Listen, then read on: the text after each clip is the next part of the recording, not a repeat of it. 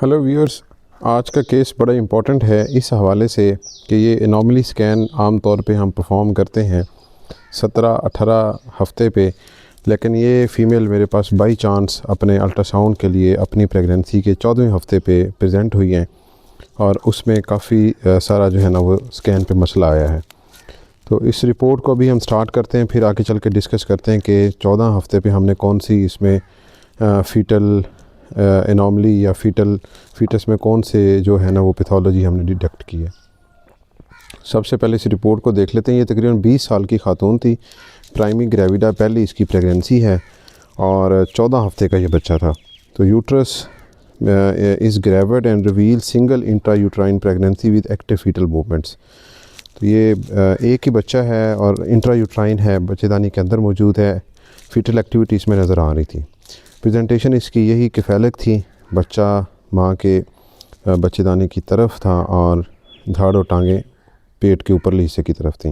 Placenta इसका interior upper segment और उसमें किसी किस्म का कोई डिफेक्ट नहीं था। कार्डियक एक्टिविटी जब इसकी मेजर की गई एम मोड से तो वो 155 बीट्स पर मिनट हमें देखने को मिली।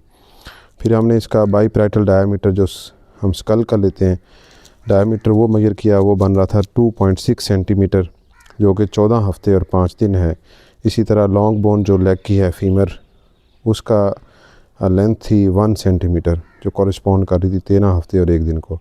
तो ये कंपोजिट एज जो बन गई इसकी वो 14 हफ्ते बनी। उसमें हफ्ता कम ज़्यादा हो सकता है मेजरमेंट्स में। अमनियोटिक फ्लूइड इसका ठीक था। अब आते हैं जो हमें अल्ट्रासाउंड पे जो मेजर पैथोलॉजी मिली है फीटल, वो ये था कि जो बच्चे की सबकुटेनियस टिश्यू है, स्किन है, वो सारी की सारा पूरी फुल बॉडी जो है ना स्वेलिंग थी। ठीक है जी फीटल, और ये आम तौर पे 5 मिलीमीटर से कम होनी चाहिए। तो अब आप अपनी स्क्रीन पे ये देख सकते हैं कि बेबी ख़ुद उसका जो है वो कहाँ पड़ा हुआ है और उसके ऊपर उसकी जो स्किन है सबकुटेनियस टिश्यू की इतनी थिक लेयर जो है ना वो मौजूद है। तो ये बेसिकली एडिमा हुआ है, सबकुटेनियस एडिमा है बच्चे का। फुल बॉडी जो है ना वो जनरलाइज्ड बॉडी स्वेलिंग हुई है बच्चे की। और ये अब इसकी बहुत सारी रीज़न्स हैं। प्लूरल फ्यूजन है, पेरिकार्डियल फ्यूजन है, बच्चे के पेट में पानी, ये बहुत सारी इसकी रीज़न्स बन सकती हैं। उस वजह से ये डेवलप होता है। ये होता क्यों है? ये आम तौर पे जो इंट्रावेस्कुलर फ्लूइड होता है ये एक्स्ट्रा वेस्कुलर जो वेसल से बाहर निकल के एक्स्ट्रा वेस्कुलर स्पेसेस में आ जाता है, उस वजह से ये सबकुटेनियस एडिमा जो है वो डेवलप हो जाता है।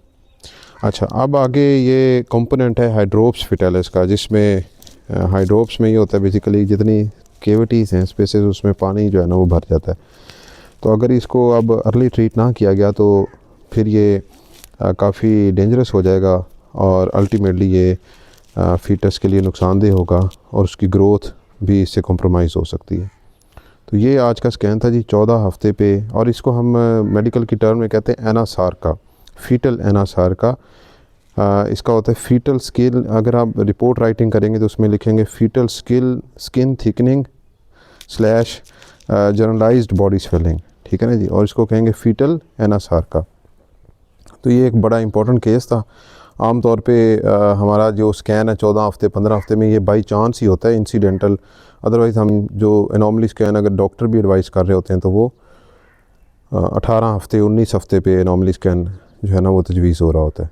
तो इस फ़ीमेल को फिर हमने रेफ़र कर दिया है मुतलका अपने डॉक्टर के पास ताकि इसका ट्रीटमेंट आगे हो सके। तो ये आज की का केस था मेरे पास एक।